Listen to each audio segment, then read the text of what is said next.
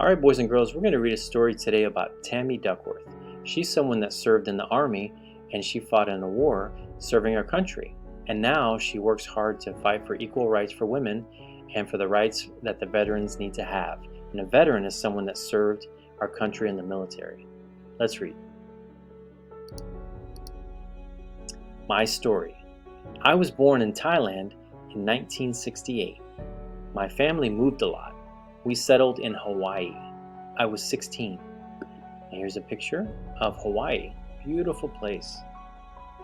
And the question is, where would you like to live? Times were tough. We had to use food stamps. I took jobs to help out. Here's a picture of someone holding a wallet that's empty, which shows that times were tough in her life. How have you helped your parents? She helped her parents by doing different jobs. What can we do to help our parents? Maybe help her out in the house, help clean things, and help her mom and dad do things that need to be done in the house.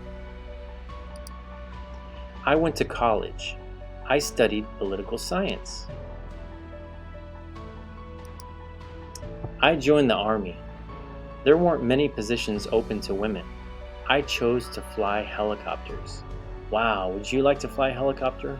That is really cool. I was sent to Iraq. My helicopter was attacked. Oh wow, look at a picture of her here in a wheelchair. Something obviously happened to her legs in that helicopter attack. I lost my legs, but I didn't let it stop me.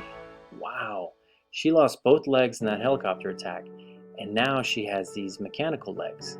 But she still keeps going. She still keeps doing what she wants to do in her life. She didn't let anything stop her. That is really great. The question is, what problem has been difficult for you? I think she's trying to tell us that no matter what you face, no matter what difficulty or problem, you can overcome it and still do what you want to do in your life. It's really cool. I received a Purple Heart. Now we see a picture here, an illustration of a Purple Heart.